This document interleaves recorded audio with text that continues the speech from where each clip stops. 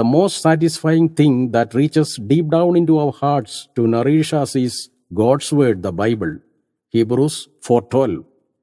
Here is a message for spiritual nourishment by Danny McGregor John. It's okay to go through trials and temptations. It's okay to fail. Don't just give up, don't just give into it, and don't just get discouraged. Because think about it, God has a purpose in making you go through these trials and temptations. Just like a cook puts a pie in the oven, he's not doing that to make a charcoal of it, but he's doing that to make it brown and more edible. When we know how and why a particular temptation comes to us, we can easily overcome it. As we read the different life stories of men and women in the Bible, we can list the following as the causes and the sources of temptation. The second thing that we're going to deal with is the human eye, the floodgate of all the temptations. We read about Eve. Eve saw how beautiful the tree was and how good its fruit would be to eat. She took some of the fruit and ate it. We read that in Genesis 3, verse 6. We read about Lot. Lot looked around and saw that the whole Jordan Valley looked like the garden of the Lord, well watered everywhere.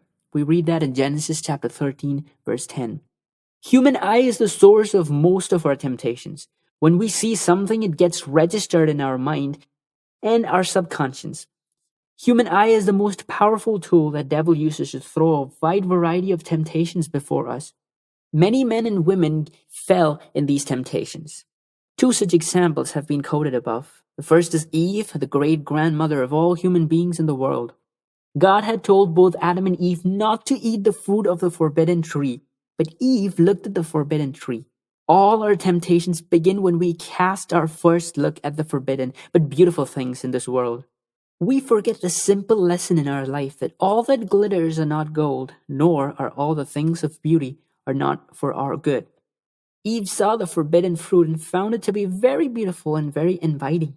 She immediately yielded to the temptation and ate the forbidden fruit.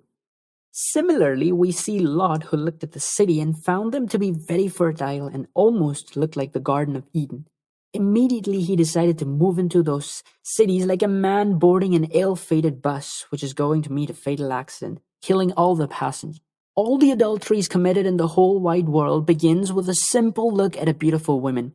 The first look is always harmless and without intention, but the second look is with intention and purpose. That is why Jesus warned us, if you look at a woman with a lustful eye, you have committed adultery with her in your heart. We read that in Matthew 5, verse 28.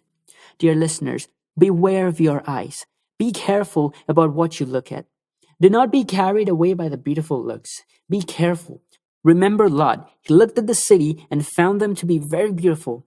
But after a few years, he and his family were literally running away from those cities for their lives.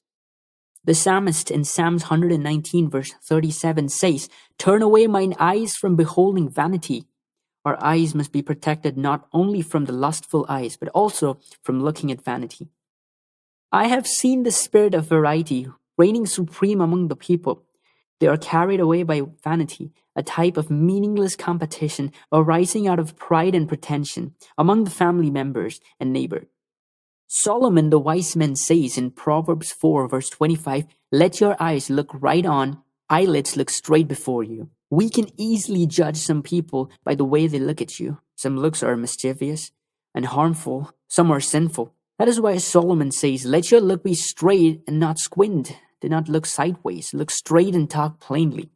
Anyone who looks at a woman and wants to possess her is guilty of committing adultery.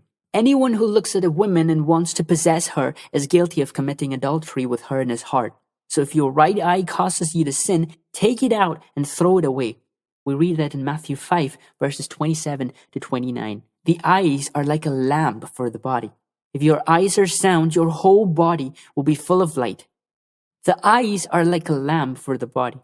If your eyes are sound, your whole body will be full of light. But if your eyes are evil, then your body will be in darkness. Matthew 6, verses 22 and 23. I made a covenant with mine eyes. Why then should I think upon a maid?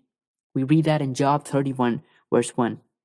Every test that you have experienced is the kind that normally comes to people, but God keeps His promise, and He will not allow you to be tested beyond your power to remain firm. At the time you are put to the test, He will give you the strength to endure it, and so provide you with a way out. We read that in 1 Corinthians chapter 10, verse 13. And now He shall help those who are tempted, because He Himself was tempted and suffered. Hebrews 2, verse 18. For more information, visit our website www.peaceministry.org.